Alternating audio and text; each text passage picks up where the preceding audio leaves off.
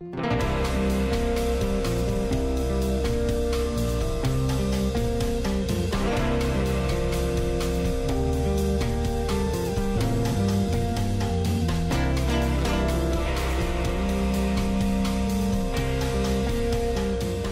many of you have ever received unfair treatment? Jesus said it is impossible that no offenses should come. Do you have the right to be offended? Offense is a snare, a trap. An offense is the bait of Satan. The bait of Satan. John Bevere's best-selling book has changed lives all over the world. God's word, His promise, will always come to pass as long as you don't get offended. And now, John Bevere Ministries presents The Bait of Satan Curriculum, a 12-part series designed to free you from the snare of offense. What you do with the offense will determine your future. Glória a Deus, vocês estão com fome? Eu sei que vocês estão, eu posso sentir, amém? Romanos 8, eu quero ler o versículo 14. Paulo diz: pois tantos quantos são guiados pelo Espírito de Deus, estes são os filhos de Deus. Vamos dizer juntos: pois tantos quantos são guiados pelo Espírito de Deus, estes são os filhos de Deus.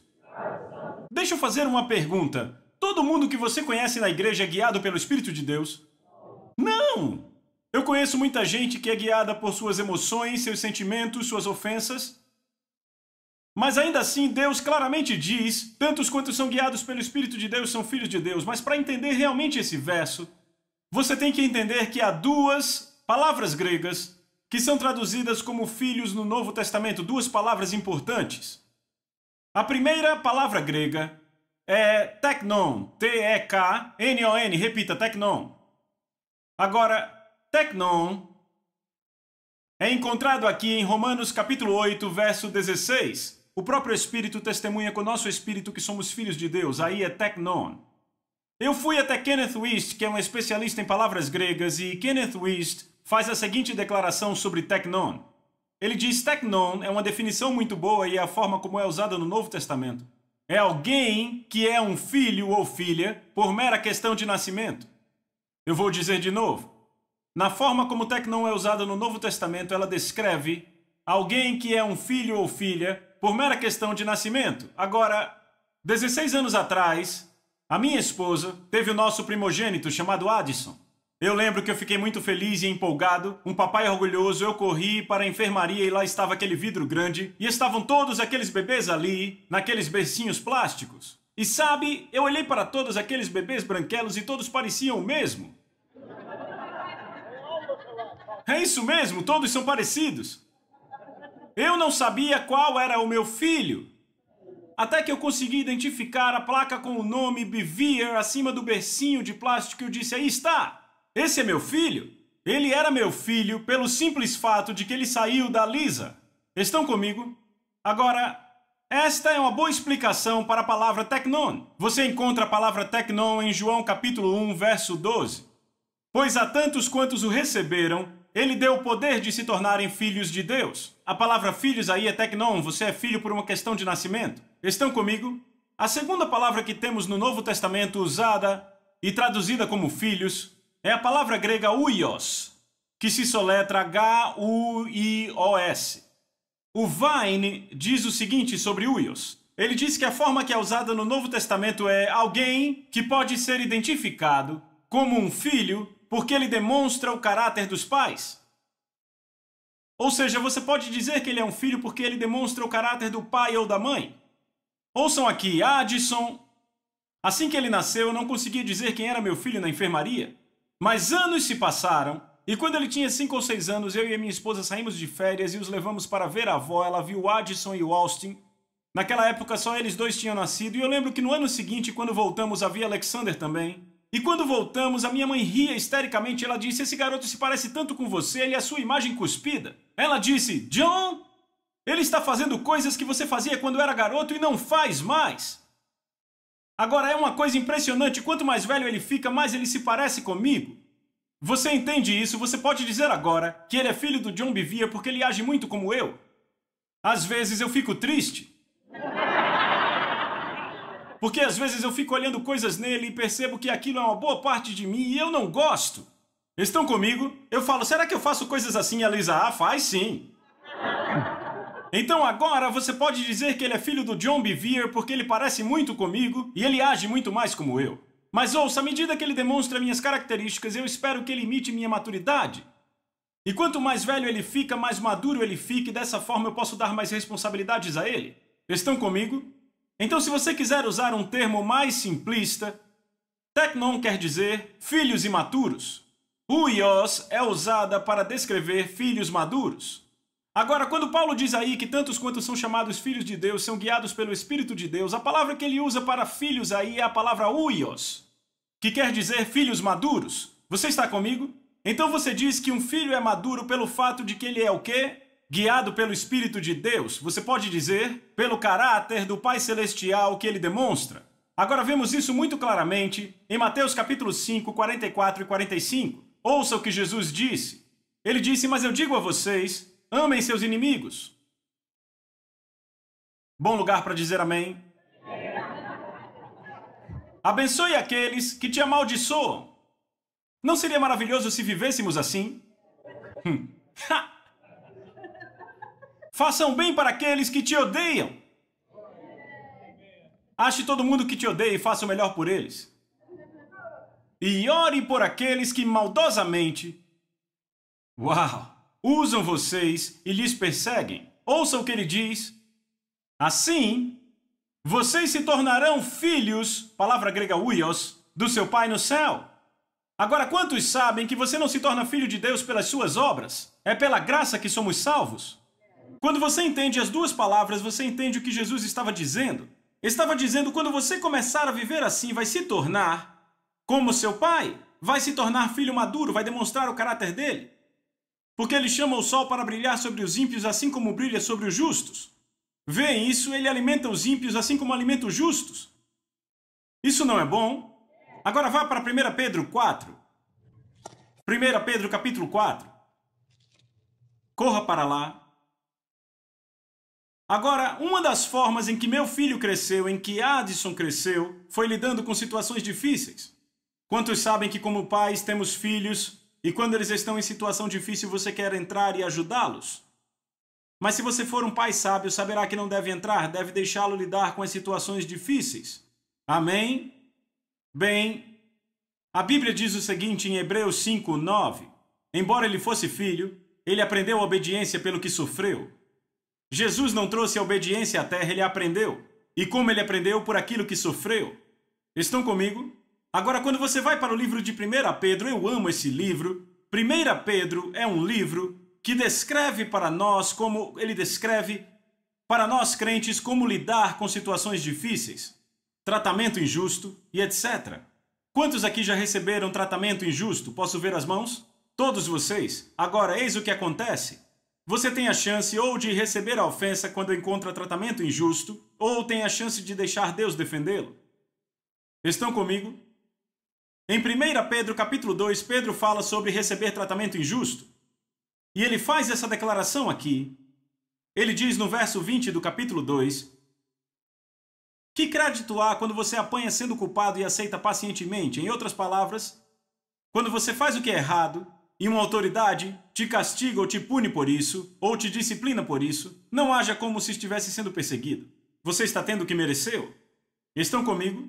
Em outras palavras, quando você vê as luzes azul e vermelha piscando no seu retrovisor, não culpe o diabo, você vai receber uma multa por velocidade. Amém? Há dois tipos de perseguição, a auto-infligida e perseguição por causa da justiça. A perseguição auto-infligida é quando fazemos algo que é errado, e Deus pôs autoridade sobre nós para nos punir, corrigir ou disciplinar, ou treinar. Há uma forma muito fácil de se livrar totalmente dessa perseguição, que é adquirir sabedoria e mudar o seu comportamento. Estão comigo? E então a perseguição por causa da justiça, quando você faz o que é certo e é tratado injustamente por causa disso, e a Bíblia diz para você dar uma festa porque grande é sua recompensa no céu. Amém? Então ele continua dizendo no verso 21, porque para isto fostes chamados. Repita, este é o meu chamado. Sabe, como pregador, muitas vezes pessoas vêm até mim e me perguntam, para que eu fui chamado? Bem, está aqui em branco e preto, esse é o seu chamado. Há uma boa resposta se levantando aí, hein? Algumas pessoas passam 4 anos numa escola bíblica para descobrir o que foram chamadas para fazer. Aí está em branco e preto, esse é o seu chamado. Pois para isto fostes chamados, porque Cristo também sofreu por nós, deixando-nos o exemplo para que vocês sigam seus passos. Agora eu vou ler na amplificada, é bem claro. Pois para isso vocês foram chamados, é inseparável da sua vocação, pois Cristo também sofreu por vocês, deixando o seu exemplo pessoal para que vocês sigam os seus passos. Qual foi o exemplo pessoal dele, verso 22? Que não cometeu pecado, nem dolo algum se achou em sua boca. Quando ele foi ultrajado ou insultado, ok? Não revidava. Quando maltratado, não fazia ameaças, mas o que ele fazia, aqui está a chave, mas entregava-se àquele que julga retamente. Pedro está falando sobre quando Jesus estava na corte de Pilatos. Os líderes da nação traziam acusações violentas e maldosas contra ele. Jesus não respondeu palavra nem se defendeu. Por quê? Porque ele deixou o julgamento nas mãos do Pai para ser julgado retamente. Ele sabia que Deus julgaria seu caso. Eu nunca vou esquecer da vez quando havia uma pessoa que era autoridade sobre mim e falava todo tipo de coisa contra mim. E eu freneticamente me defendia. E a ofensa estava crescendo em mim à medida que me defendia, porque quando você se defende, você abre mão do seu direito espiritual por proteção. Você eleva a influência daquela pessoa na sua vida. Porque o fato de você ter que respondê-la faz dela seu juiz. Você não precisa responder a ninguém a não ser a alguém que Deus pôs sobre você. Pense nisso por alguns minutos. E o Espírito de Deus disse: filho, enquanto você estiver se defendendo, eu farei assim. E eu vi Deus com as mãos para trás. Ele disse: mas quando você parar de se defender, eu trabalharei a seu favor. Isso foi o que Jesus fez. Porque Jesus sabia que o Pai julgaria seu caso. Seu comportamento maravilhou Pilatos. Então Pedro continua dizendo, veja este 3º capítulo, porque o livro todo é sobre isso. Ele diz: finalmente, todos vocês sejam de uma só mente, tendo compaixão uns pelos outros, amando seus irmãos, sendo misericordiosos e humildes. O que Pedro está fazendo aqui, ele está dando a fórmula para que você não viva em ofensa. Verso 9. Não pagando mal por mal, ou injúria por injúria, ou insulto por insulto. Amigos, eu tenho que enfatizar muito isso. Quando você se defende, quando você entra numa discussão ou conflito com alguém, você cria uma atmosfera em seu coração, uma condição do seu coração, que te faz o candidato perfeito para a ofensa. Estão comigo? Então ele diz, não pagando mal por mal ou injúria por injúria, antes pelo contrário, bendizendo. Estão vendo isso? Quando você for insultado, ele disse, bendiga. Vejam isso. Sabendo que vocês foram chamados para isso, diga, esse é meu chamado. Amigos, vocês têm que entender isso. Ouvimos isso na última lição, que Paulo disse em Romanos capítulo 12, não pague o mal com o mal, não é isso? Então Jesus diz, não pague o mal com o mal. Para quê? Para se tornarem filhos maduros do seu Pai. Agora Pedro dizendo, não pagando mal por mal. É uma mensagem que surge. Ele diz, retorne bênção. Por quê? Porque é isso que um filho maduro faz. Porque sabendo que vocês foram chamados para isso, diga, eu fui chamado para isso. Agora, por que Deus nos chamou para isso? Observe aí, a fim de que possam herdar uma bênção. Da próxima vez que você estiver sendo injustamente tratado, você pode dançar, celebrar, fazer uma festa, porque Deus está te levantando para ser abençoado. Agora ouçam, se, repita, se você agir corretamente. Já pensou quantas bênçãos as pessoas deixam passar? Porque não agem nisso de forma correta. Eles tomam a ofensa. Eles preferem um coração quebrado a uma bênção.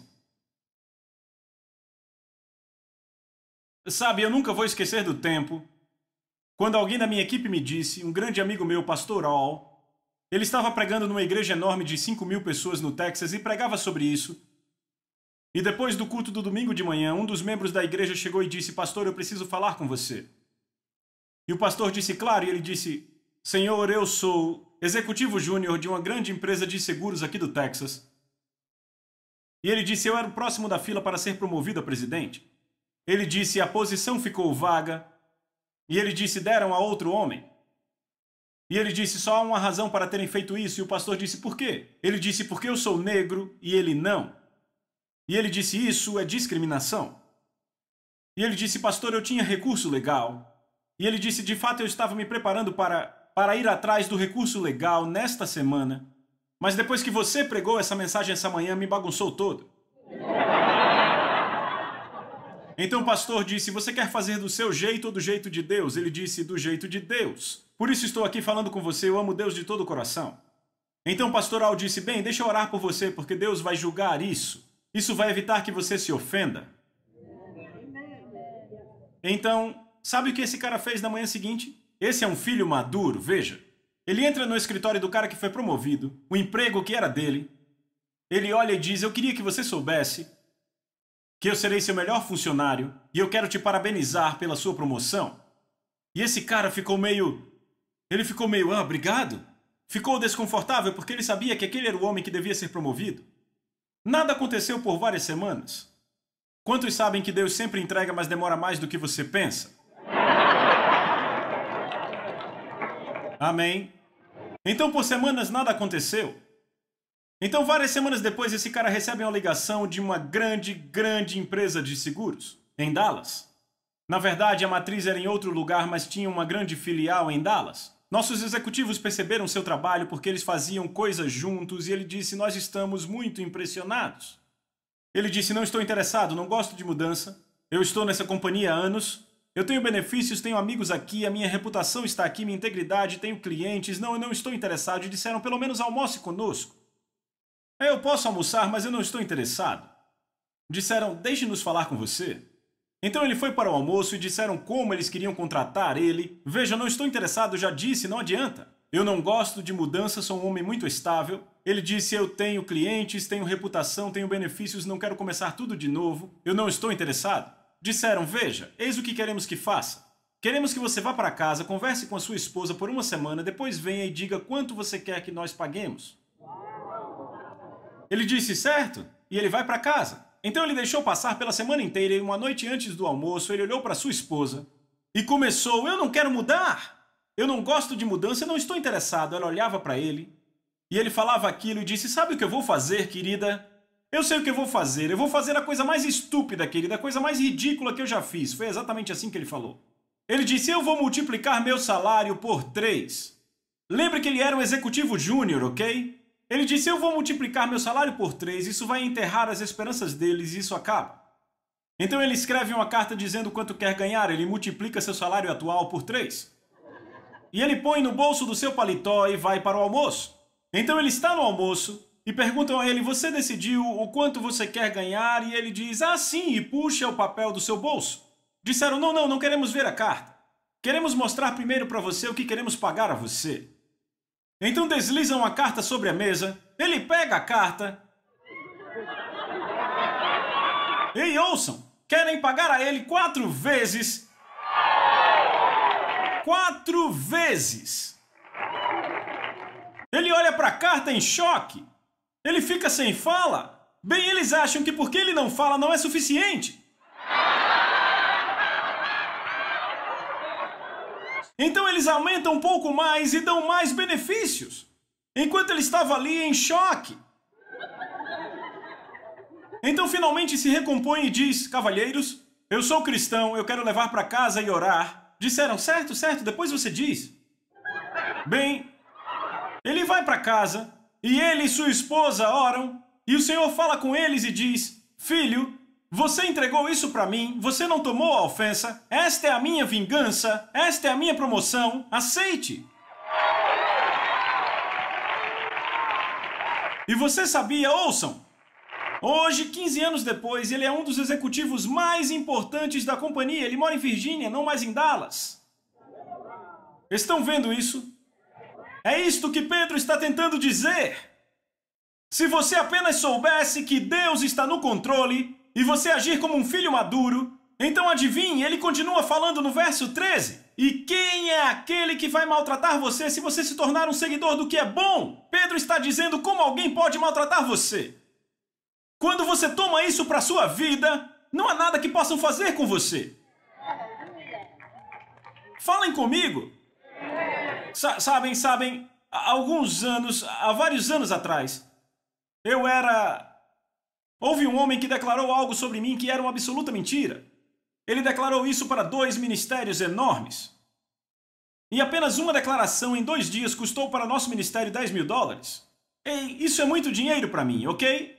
Naquele tempo você imagina, hoje já é muito dinheiro, imagina antes. E um dos ministros me encontrou no aeroporto e disse, veja John, foi isso que ele me disse, eu quase bati no teto. Eu disse, o quê?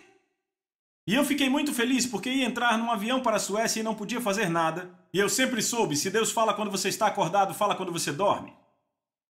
Então quando eu cheguei na Suécia, um pensamento veio, o que você está fazendo, John? Porque, rapaz, eu estava realmente, eu estava muito no meio de uma luta dentro de mim comigo mesmo para não me ofender com esse homem. E eu passei a viagem toda incomodado, então pousei na Suécia e disse, ei, o que você está fazendo? Eu posso olhar isso como se tivesse sido roubado. Sabe o que a Bíblia diz quando você é roubado? Você pode exigir no Espírito 7 vezes mais se o ladrão é pego.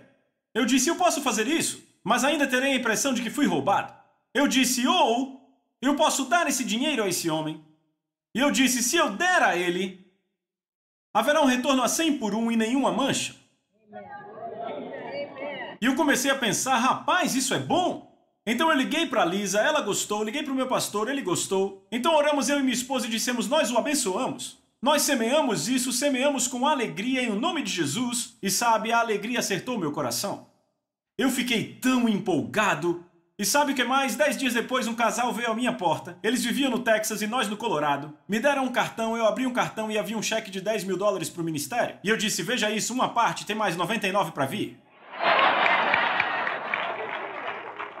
Vem, quem pode machucar você se você se torna um seguidor disso? Era disso que Jesus estava falando quando ele disse, ei, querem seu casaco, dê também a camisa. Ou vice-versa, querem sua camisa, dê o casaco. Querem que você ande 1 milha, ei rapaz, ande 2. Sabe, naquela época o romano podia olhar para o judeu e dizer, ei, você vai ter que andar com o meu cavalo aí por 1 milha. E Jesus ia dizendo, como isso pode te roubar se você vai andar 2? Como podem roubar sua camisa quando você vai dar o casaco também? Quando você pega isso, quem vai te maltratar? Veem isso, eu perguntei, quem vai maltratar você? Isso se chama a vida do reino, te mantém livre da ofensa. Então veja o que ele continua dizendo no capítulo 4. Ora, tendo sofrido Cristo, sofrido na carne, armai-vos também vós do mesmo pensamento, pois aquele que sofreu na carne deixou o pecado. Tem tanta coisa nesse versículo que eu acho que eu não vou conseguir terminar hoje. Como Cristo sofreu por nós, ele está falando de quê? De tratamento injusto. O capítulo inteiro no contexto, ele disse armai-vos com o mesmo pensamento. Repita, armai-vos. A maioria dos crentes não está armada para sofrer, por isso se ofendem tão facilmente. Por que não estão armados? Eles reagem ao invés de agir. Entram em um estado de choque, num estado de contemplação ou raiva quando são maltratados. A ofensa é fácil de tomar e agora reagem ao invés de agir. Vejam a diferença entre alguém que está armado e alguém que não está. Veja um piloto de avião. Eu voo 200.000 milhas por ano em aviões comerciais. Eu descobri que de 6 em 6 meses mandam os pilotos para simuladores de voo. São máquinas enormes, cheios de computadores e você nunca diria se está num avião de verdade ou não. O que fazem por 3 dias é pôr aqueles caras em todo tipo de situação. E sabe o que acontece? Acidente, acidente, acidente, mas então começam a agir apropriadamente. Estão comigo? Então estão armando aqueles caras. Então quando uma crise de verdade atinge o avião, temos as pessoas atrás gritando, apenas reagindo, na cabine de passageiros. Mas os pilotos, quando ouvem as caixas pretas, ficam aperte isso, cheque, puxa aquilo, cheque, cheque, cheque, cheque. O tempo todo até o acidente. Totalmente no controle porque estão armados. Estão comigo? É o que Pedro está tentando nos dizer. Como Cristo sofreu, armai-vos também do mesmo pensamento. Veem isso? Pois aquele que sofreu na carne deixou o pecado. E ouçam, o que ele quer dizer deixou o pecado? Que ele alcançou a completa maturidade espiritual. Vejam, o crescimento físico é limitado ao tempo. Você nunca viu uma criança de 2 anos com 2 metros? Estão comigo? é limitado ao tempo. O crescimento intelectual é limitado ao tempo? Não. Temos crianças com 16 que terminaram o ensino médio e com 17 que não. O crescimento intelectual opera em função do aprendizado. Você pode aprender de pouco em pouco, rápido ou então devagar. Estão comigo? Crescimento espiritual em função do tempo? Não, temos nascidos de novo há 20 anos que ainda usam fraldas espirituais e ficam fazendo barulho. Não é em função de tempo, nascidos de novo há 1 ano, mas que são gigantes. Será que é em função do aprendizado? Não. Os fariseus conheciam as escrituras de trás para frente, mas não conseguiram reconhecer o Filho de Deus expulsando o demônio na frente deles. Não é em função do aprendizado. O crescimento espiritual é em função de quê? Sofrimento. Aquele que sofreu na carne deixou o pecado, mas há outro elemento chave aqui, porque há muitos que sofrem e continuam amargos e ofendidos. O elemento chave é Hebreus 5:9, que diz, embora sendo ele filho, ele aprendeu a obediência pelo que sofreu. Então o que acontece? Deus diz, eu sei o que você pode suportar. E ele só permite que venha aquilo que ele sabe que podemos suportar.